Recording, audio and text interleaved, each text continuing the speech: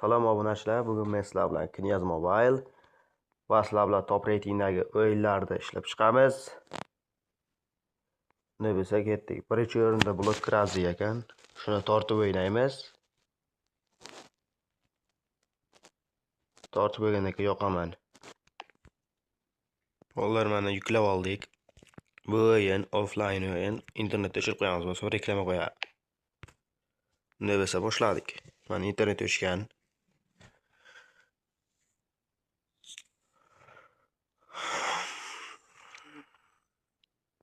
Bu o'yinni hamma bilsa kerak. Bu o'yin Minecraft o'yini.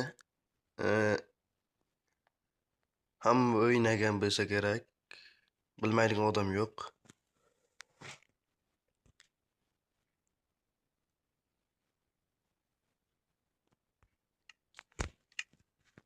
Ba'zi yaratishni ham bilsalaring kerak. Ba'zi yarat olamiz. Bu yerda kreativ bor. Men birinchi kreativda o'ynab sizlarga tushuntirib bermoqchiman.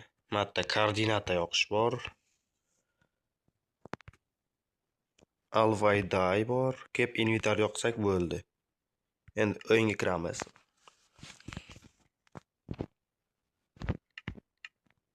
Va bolalar kutamiz.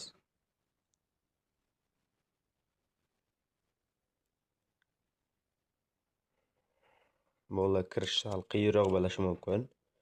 Obuna bo'lib, like bosib qo'yinglar. Biz telefonlar uchun o'yinlar chiqaramiz. Iloji boricha offline bo'lish harakat qilamiz.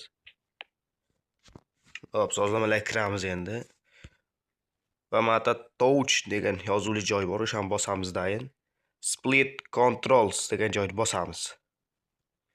Va chiqib ketamiz.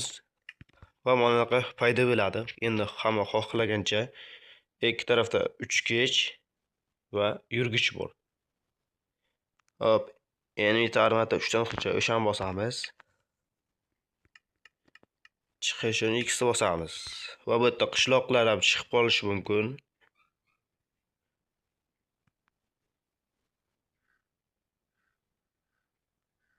Hop, unday bo'lsa ketdik bolalar. To'g'ri, bu o'yinni men hamma o'ylashi mumkinki, hamma biladi-ku, nimaga unaqa rosa o'yinlar o'ynaysiz deyishingiz mumkin. Kommentariyaga yozinglar, bu qanday o'yin, yaxshi, yomon. Keyingi o'yin nima haqida bo'lsin, uni ham yozingizlar. Keyingi o'yin Call of Duty yoki PUBG ni ham olishim mumkin. Faqat telefon uchun bo'lishi kerak. Offline, online farqi yo'q.